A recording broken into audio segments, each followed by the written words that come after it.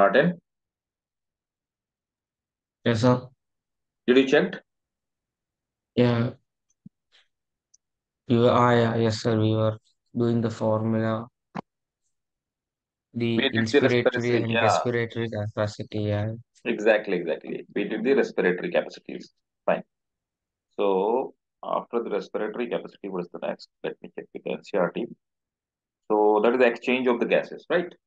So now the next topic is we did the lungs capacity, then step of respiration. We already did it. Mechanism of respiration. We did it. Yes, Martin? This one? Yes, sir. Yeah. Uh, yes. We have to now exchange of the gases. We have to start from here. Now you have to understand here first, right, Martin?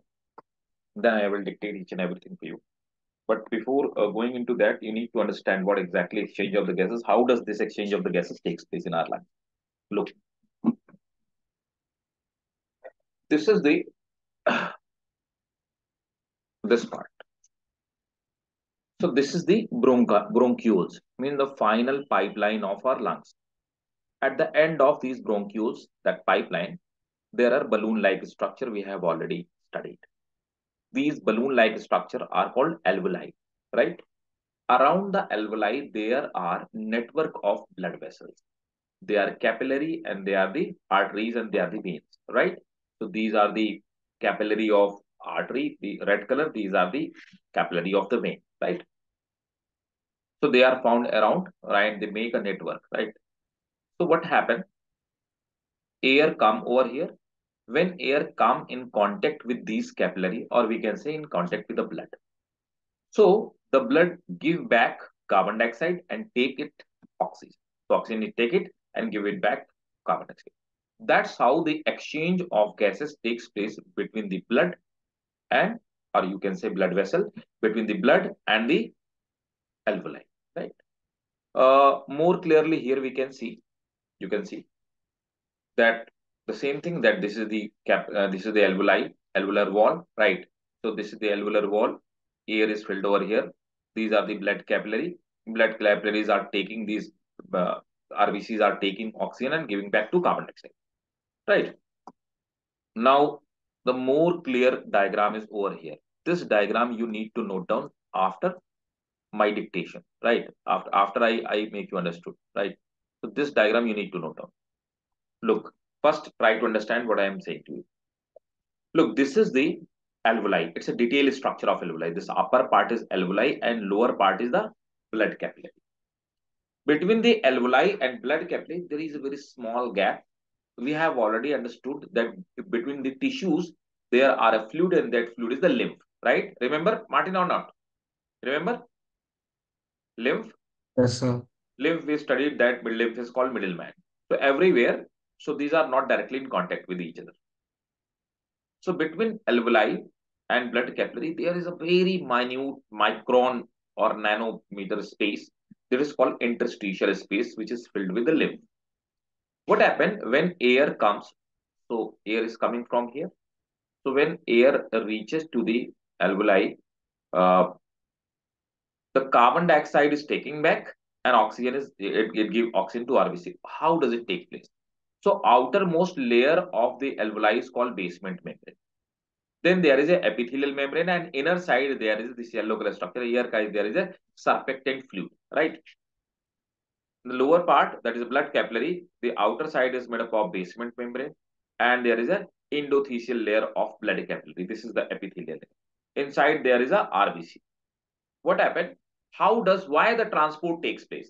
So basically the partial pressure of oxygen is 104 mmHg in the alveoli, but it is lower in the RBC, 95 mmHg. We know that diffusion of gases always takes place from the higher partial pressure to lower partial. So the diffusion of oxygen will take place from alveoli to RBC. Then the partial pressure of carbon dioxide is 45 mmHg, where in RBC, but it is the 40 mmHg only in the alveoli. So the carbon dioxide diffuses from the RBC to alveoli. That's why, and that's how the transport of gases takes place between the alveoli and the blood capillary. Is that clear, Martin? Tell me. Is that crystal clear? Yes, sir. So, Martin, you have to note down it right now. It's easy. So, please draw it quickly because you can get the question from here. That explain how the exchange of the gases takes place between the alveoli, and this diagram explain each and everything. What I am going to dictate you.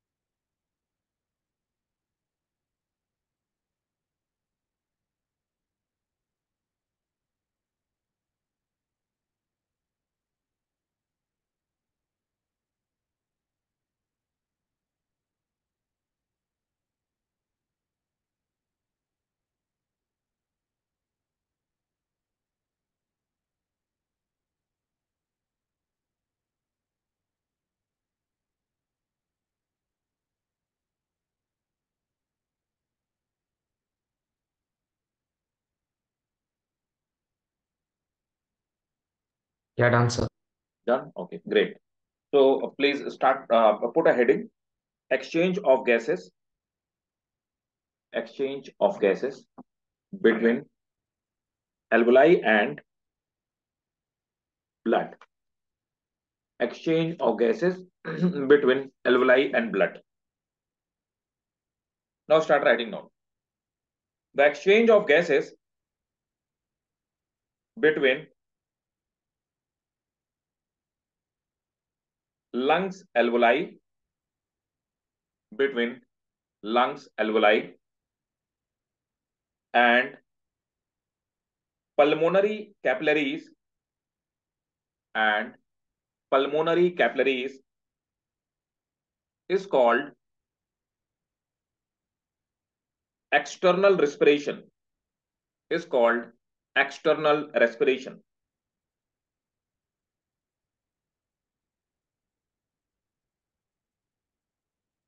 The respiratory membrane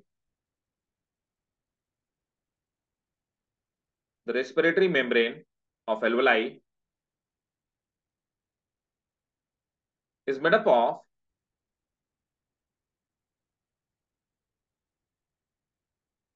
epithelium, epithelium, and basement,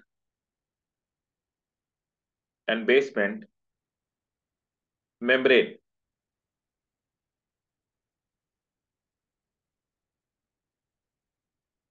Full stop. The blood capillary is also made up of basement and endothelial membrane.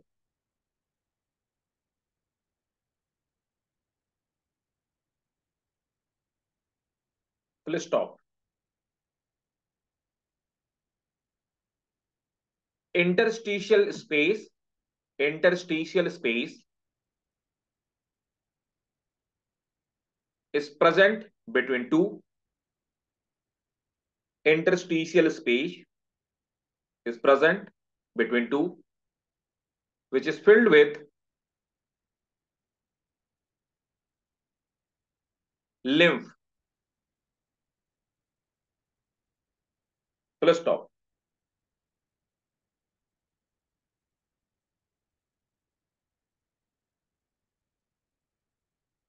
Diffusion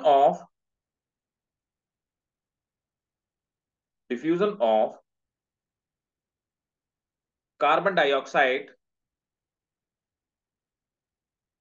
is 20 times diffusion of carbon dioxide is 20 times faster than oxygen.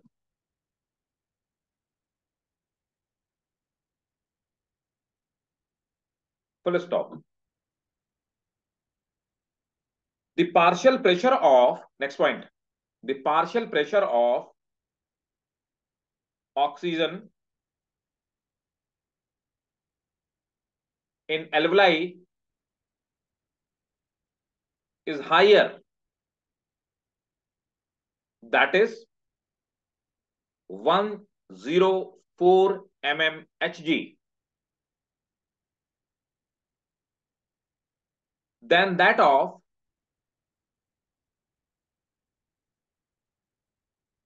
blood present in capillary. Full stop. The partial pressure of oxygen is 95 mmHg in blood. Full stop.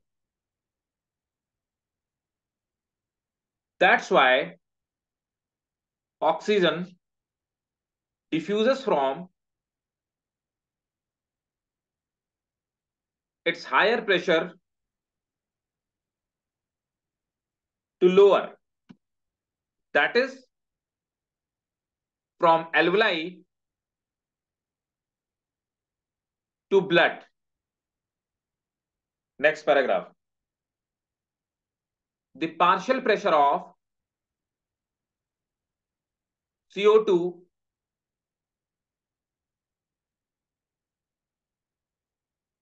in deoxygenated blood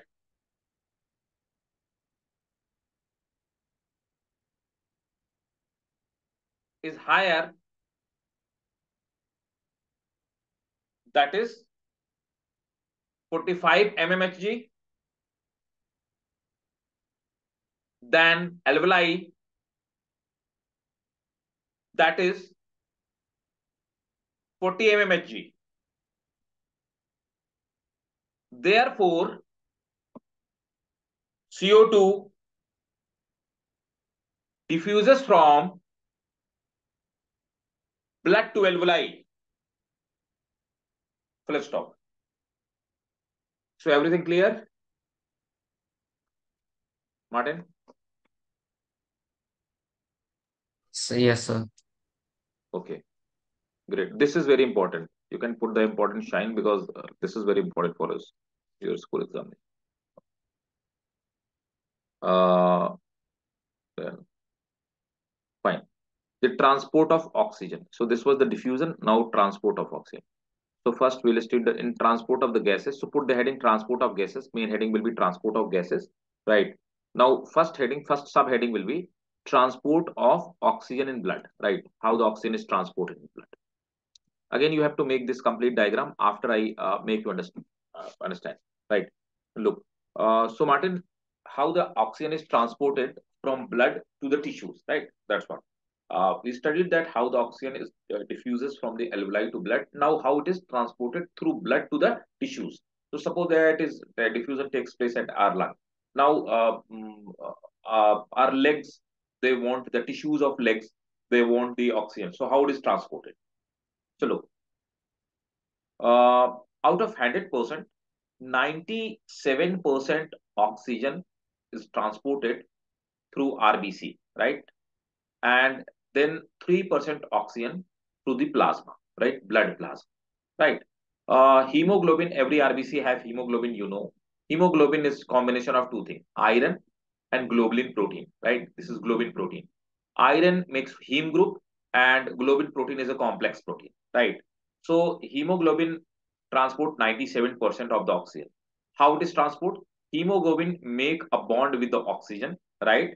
Uh, then when it reaches to the sorry, hemoglobin make bond with the oxygen, that is called HbO2, oxyhemoglobin. And when it reaches to the tissues, again it dissociate back, right? This is the first reaction. So every 15 gram of hemoglobin can carry 15 gram of hemoglobin is found in 100 ml of blood. We know this thing, this fact. Out of this, means out of this, 1 gram hemoglobin can carry 1.34 ml of oxygen. In the same way, 100 ml of blood means 15 gram of hemoglobin, right? That can carry 14.4, 19.4 ml of oxygen.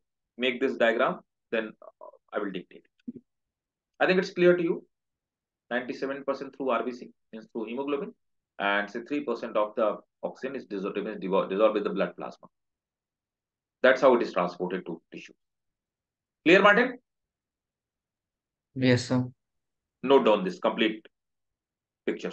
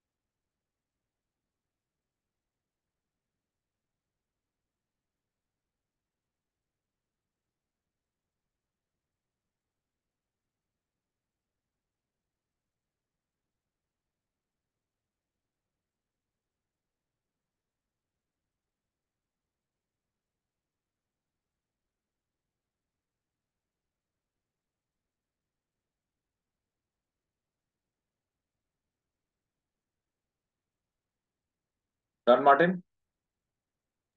Yes, sir. Okay. So note down. Start noting down. Transport of oxygen in blood. Blood carries oxygen. Blood carries oxygen from the lungs to heart. Blood carries oxygen from lungs to heart, and from lungs to heart, and from heart to various body part. Full stop.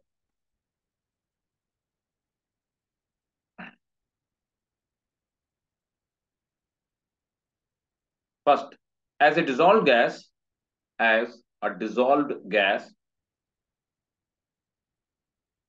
about 3% of oxygen, as a dissolved gas, about 3% of oxygen in the blood is dissolved in the plasma, which carries oxygen to body cells. Next point. About 97% of oxygen is carried in combination with hemoglobin of RBC.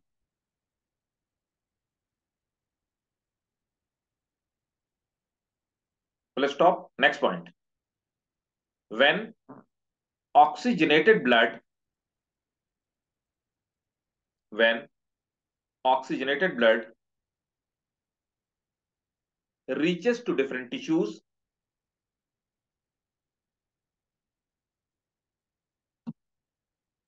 the partial pressure of oxygen, the partial pressure of oxygen, give me 1 second, Martin, just 1 second.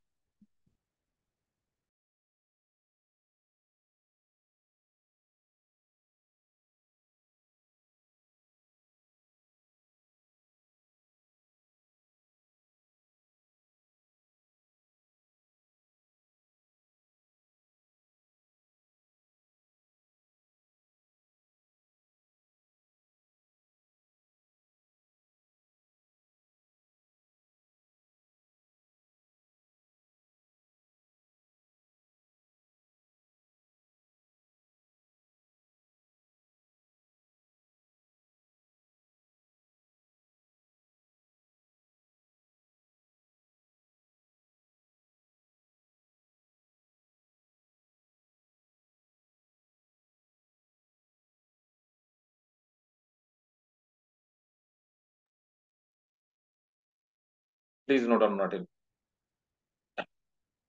When oxygenated blood reaches to different tissues, the partial pressure of oxygen decline.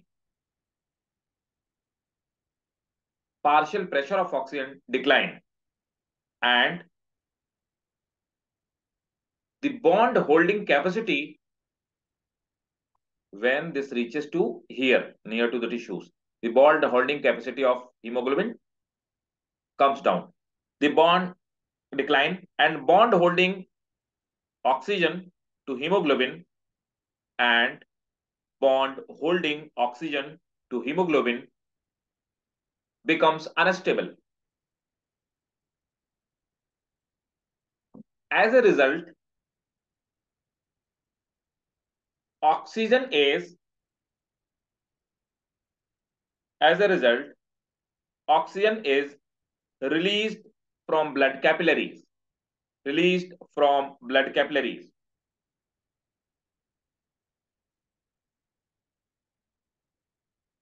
So this was the transport of oxygen in blood. Fine. Now come to the transport of carbon dioxide in blood. Right, that is more important. So Martin, the first question which I said to you, that is how the diffusion of gas takes place, that was important for you, your school examination. The second, the most, if you will ask me which is the most important question, so there are four most important questions. First, mechanism of respiration, that will be 2 marker or 3 marker. 3 marker question, that will be 3 marker question. How the diffusion of gases takes place between the alveoli and blood, 3 marker question. There will be 5 marker question, transport of carbon dioxide. Here, transport of CO2 is more important than transport of oxygen. Why? Because transport of carbon dioxide is a bit complex than the oxygen. The transport oxygen is very simple, right? So try to understand. First, try to understand and let me know if you are not getting the concept, right? First, clear the concept and then I will dictate to you. Look, Martin. Carbon dioxide is more soluble in oxygen. So the sequence of solubility in the blood, carbon dioxide the most, then oxygen, and then nitrogen, right? 7%. So carbon dioxide, oxygen transported by two means, with hemoglobin and with dissolved condition. Here, carbon dioxide is more soluble. So 7%, oxygen was at 3% only. 7% carbon dioxide remains dissolved with the blood plasma and reaches to the where? Reaches to tissues. 70% of carbon dioxide is transported in the form of bicarbonate ion, HCO3, right? Only 23% carbon dioxide is transported with the help of hemoglobin, right? So dissolve condition is simple. It dissolves with the blood plasma. Let's talk about the 70%, this 70%, how the bicarbonate ions are formed. Try to understand. Carbon dioxide react with the water. What water? Water which is present inside the RBC, right? Carbon dioxide react with the water in presence of enzyme called carbonic anhydrase, right? And it make the carbonic acid. Carbonic acid is unstable compound. I have written over here. Again, in the presence of carbonic anhydrase, this carbonic acid break down into bicarbonate ion and hydrogen ion, right? These bicarbonate, so that's how the bicarbonate ions are formed. Hydrogen ion decreases the pH value of the blood, right? Hence, deoxygenated blood is more acidic than oxygenated blood. Is that clear or not? Martin, tell me first. Is that clear, Martin? Yes, sir. Please note down this complete PPT. Here the twist is that what is the chloride shift? I'll tell you what is the chloride shift. That is also a question, 3 marker question. Chloride shift is the part of transport of carbon dioxide.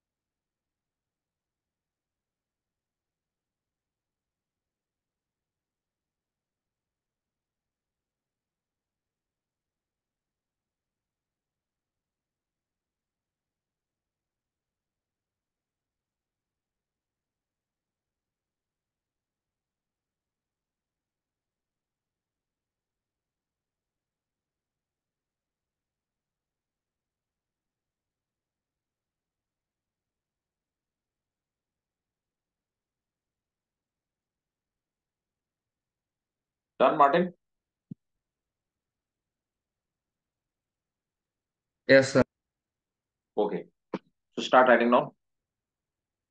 The heading is transport of carbon dioxide, right?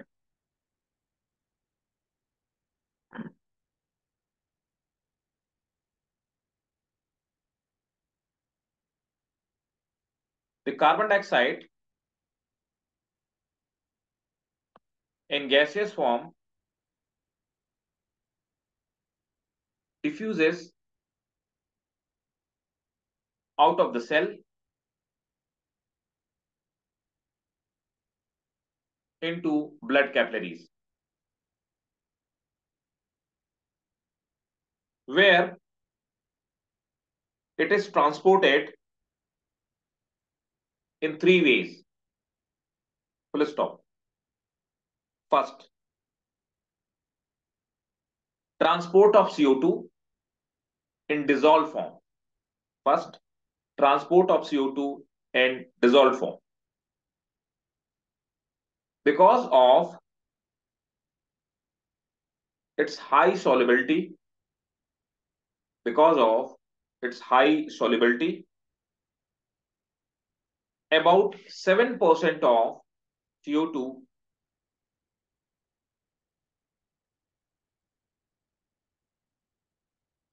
about 7% of CO2 is dissolved in the blood plasma and is carried in solution and is carried in solution to the lungs.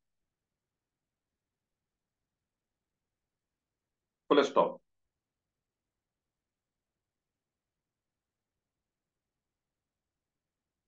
Next point. Next second point. Transport of CO2 as bicarbonate ion. The larger fraction of CO2, about 70%, is converted into bicarbonate ion and transported in plasma. Full stop. When CO2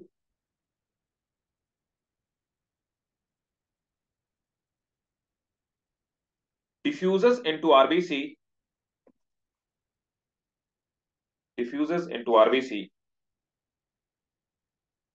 it combines with water, forming carbonic acid H2CO3, forming carbonic acid. Full stop. Carbonic acid is an unstable compound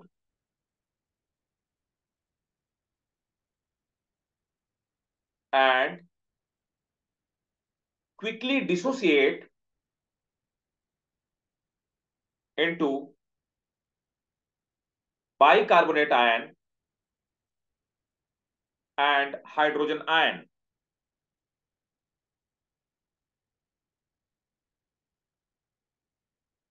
Right? Just a minute. Transport.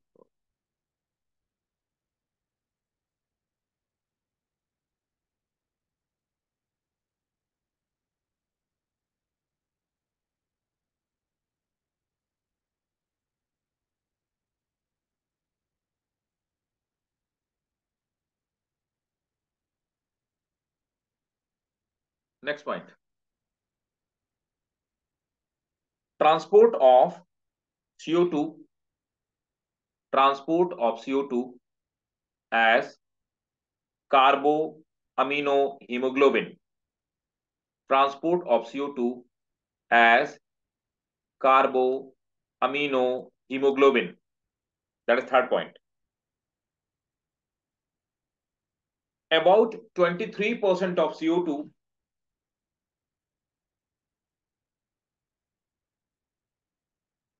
is carried by hemoglobin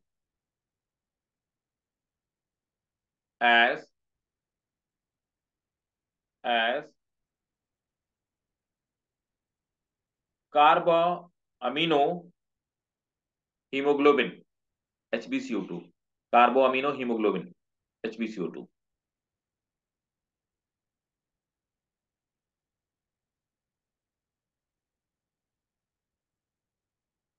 Every 100 ml, every 100 ml deoxygenated blood deliver approximately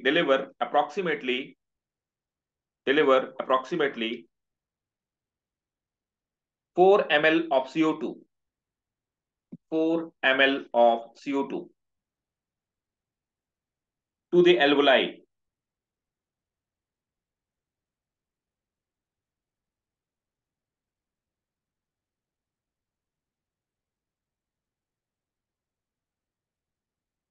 Right. So one more point, last point.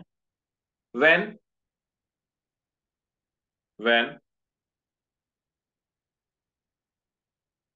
CO2 reaches to alveoli,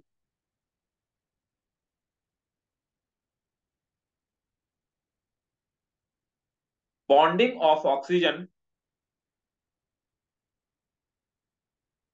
takes place with hemoglobin. Bonding of oxygen takes place with hemoglobin, tends to displace tends to displace carbon dioxide from blood to alveoli.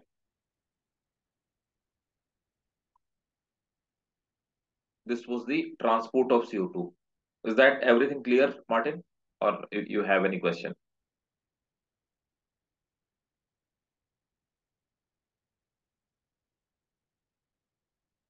Martin,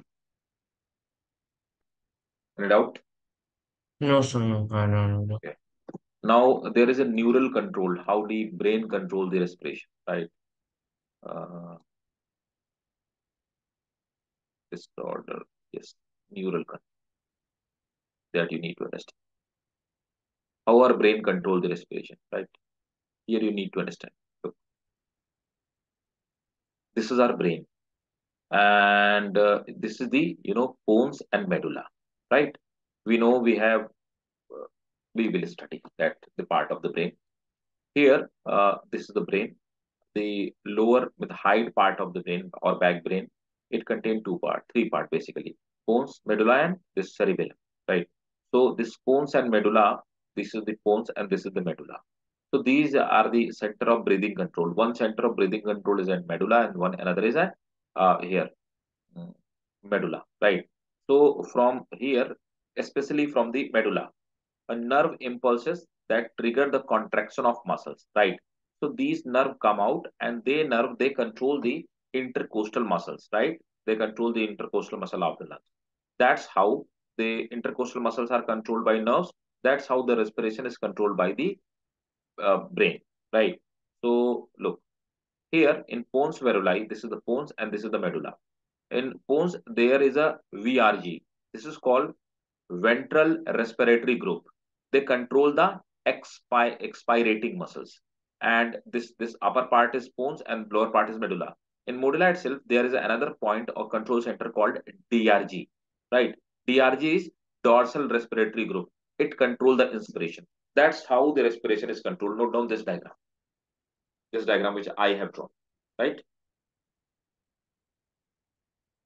DRG and VRG.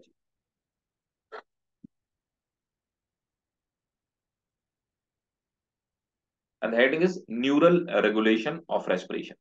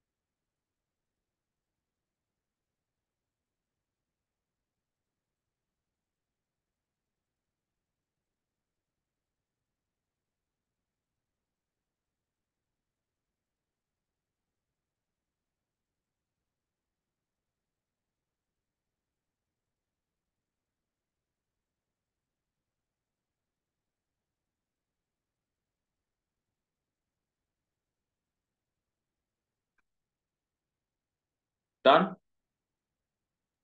Yes, sir. Okay.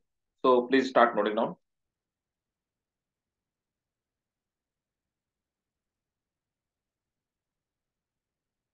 Normal breathing, normal breathing occurs involuntary.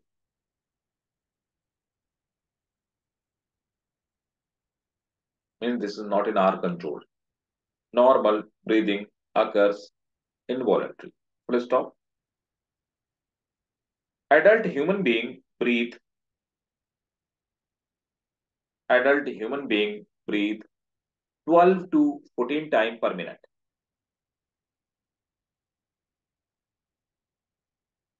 But a human infant breathe about 44 times per minute.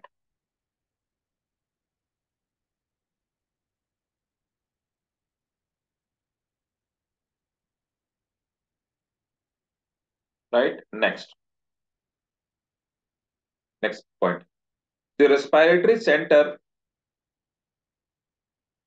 is composed of group of neuron. Respiratory center is composed of group of neurons located in medulla oblongata, and pons varoli. Spelling is written over here. Medulla oblongata and pons varoli.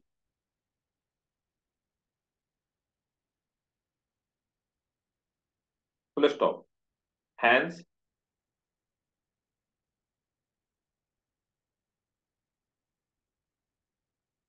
respiratory centers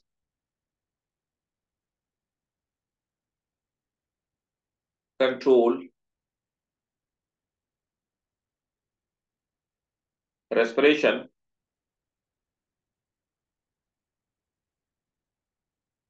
following ways. Next paragraph. DRG, you know what is the full form of DRG? DRG is located in dorsal portion of medulla.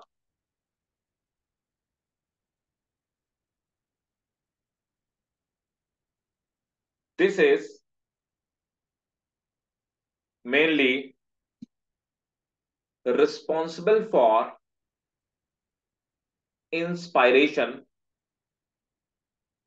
or breathe in. Next paragraph. VRG is located on ventral part of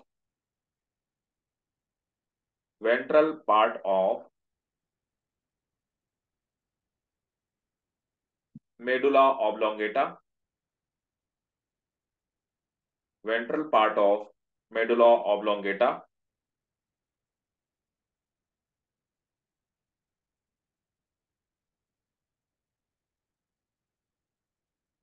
is it causes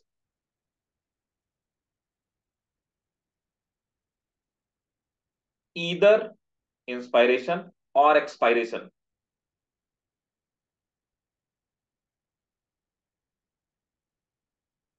depending on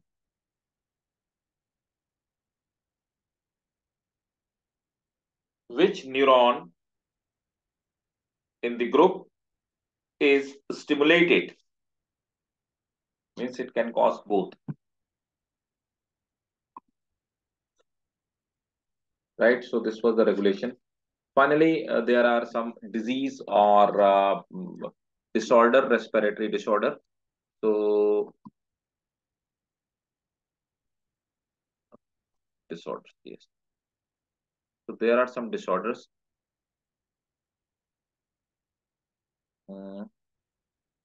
Asthma. So look, what is the hypoxia? Uh, that is the oxygen shortage in tissue. What is the anoxia? Absence of oxygen in tissues, right? Asthma. Asthma is a disease where a person feel difficulty in breathing, right? And in asthma, mast cell, there are mast cell. We know that what are the mast cell. We have already studied in tissue part. Mast cell, they releases histamine, which causes inflammation in bronchi and bronchioles, right? So start writing now. First, hypoxia. Hypoxia is situation of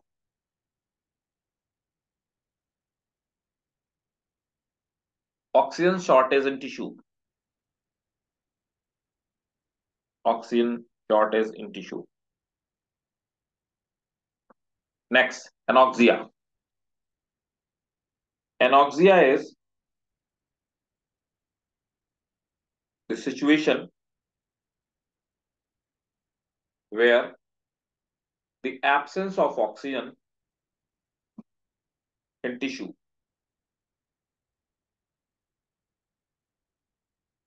Third, asthma. It is usually due to allergic reaction. It is due to usually allergic reaction to foreign substance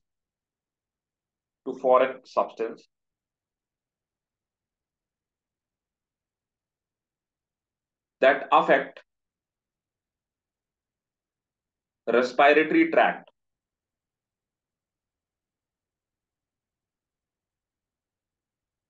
Next point in asthma. Allergent stimulate mast cell. Allergent stimulate mast cell and causes release of histamine, release of histamine,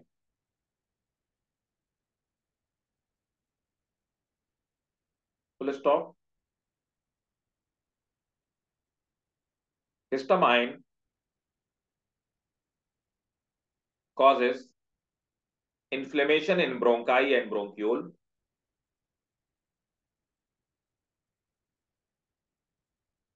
full stop. Coughing, sneezing, mucus clog, coughing, sneezing, mucus clog, etc. takes place. Now the next thing is that uh, occupational respiratory diseases. Occupational respiratory diseases are basically those diseases which are caused due to their particular occupation. You will see the people who are working in the cement factory or cotton factory, they call silicosis because silica get deposited in their lungs, right? Or in marble industry, those who are working, or glass industry, they call it silicosis. The same way that people who are working in asbestos industry, they are affected by the dust of asbestos are present in the atmosphere, and that causes asbestosis. So these are the basically occupational disease which is caused by, like you will see, you can keep the occupational respiratory disease in like those people who are working in traffic police. Their occupation is that to stand in the middle of the traffic, right? So all time they take in the polluted air, the air filled with the dust and all that. They also caused by silicosis and some other respiratory diseases, right? So chronic exposure to silica or asbestos, like it causes proliferation of connective tissue. An example is silicosis and asbestosis, right? So please note down occupational respiratory diseases or disorders. As the name indicate, these disorders are due to occupation of individual. These disorders are due to occupation of individual. Full stop. These are caused by harmful substances like fumes or dust present in environment where a person work. Full stop. Silicosis, it is written over here. Silicosis and asbestosis are common example are common example which occur due to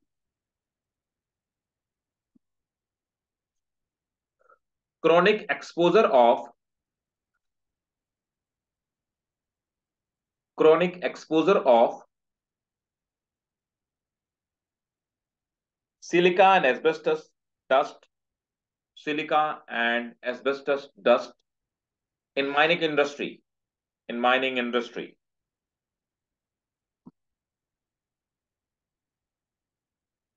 right? Then come to pneumonia. Pneumonia is basically caused by a bacteria that is Streptococcus pneumoniae, and this causes the inflammation in alveoli, right? So please note down pneumonia. Pneumonia is acute infection,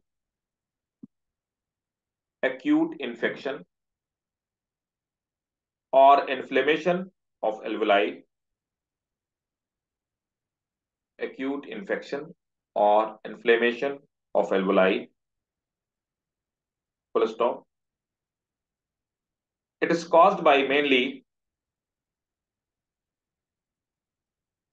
bacteria Streptococcus pneumoniae. It is caused by mainly bacteria Streptococcus pneumoniae.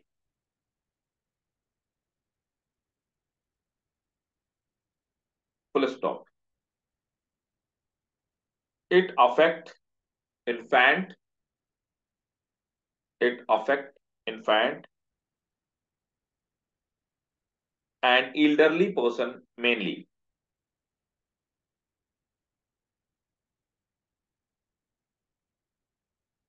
It causes inflammation of alveoli, full stop. Most of air spaces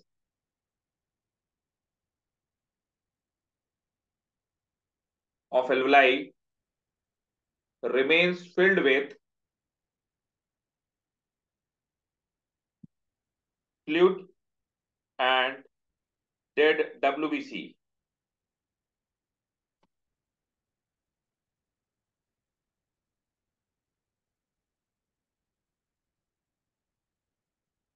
The last one is emphysema. Emphysema, it is caused by cigarette smoking. And because of this, so look, this is the structure of alveoli, right? It's a structure of alveoli. And in emphysema, so there are certain septa. These septa get broken down and the alveoli get collapsed, right? So there is no space for respiration or exchange of air. So this condition is called emphysema. Please note down emphysema. Emphysema. Emphysema is caused due to cigarette smoking.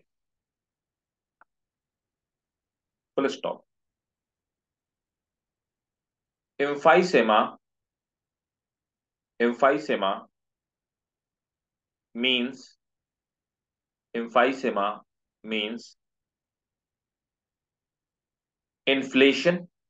Emphysema means inflation or full of air or full of air, right? Inflammation or full of air. In this disease, septa between alveoli, septa between alveoli are destroyed,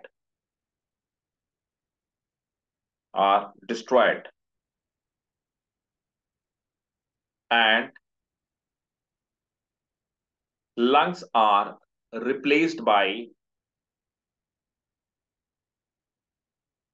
connective tissue,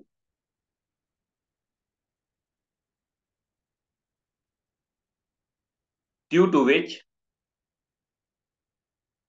surface area for exchange of gases gases greatly reduces. Full stop. So this was all about this chapter, breathing and exchange of gases. Quickly go through with your NCRT, Martin, and let me know if you have doubt in any of the concept. When whole chapter will become clear to you, then I will move to the next chapter, that is the body fluid and circulation part. Means that is the circulation of blood, right? Okay, Martin. So go through with your NCRT right now and ask frankly if you have any doubt. Yeah, sure, sir.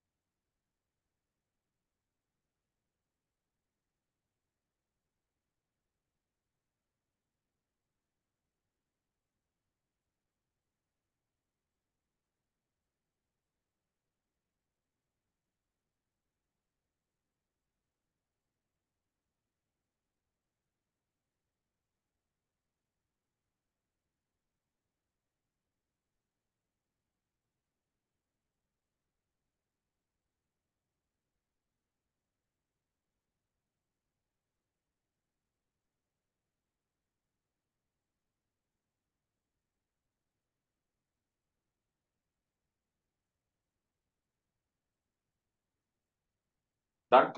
Got it? Yeah, no doubts. Fine. So the next chapter which we'll start, that is body fluid and circulation. So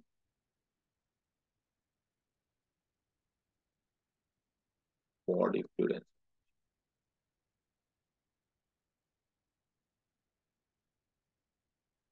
look.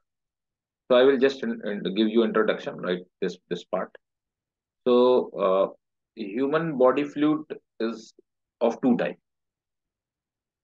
ECF and ICF.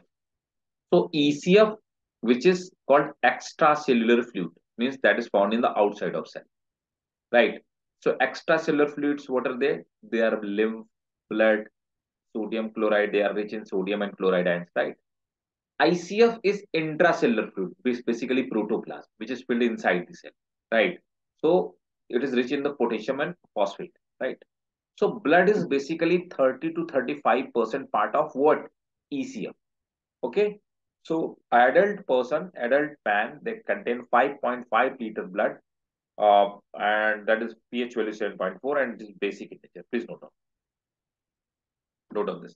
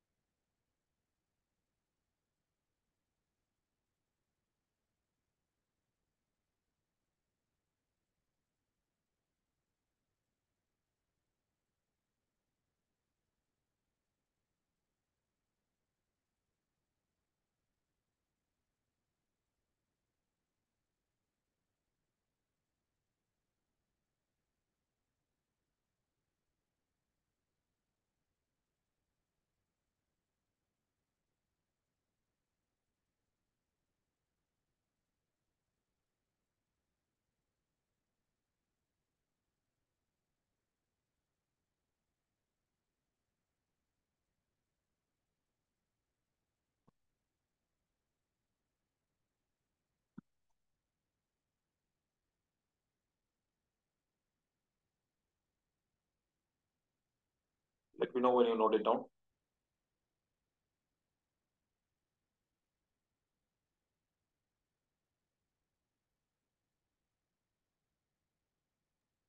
So, Done.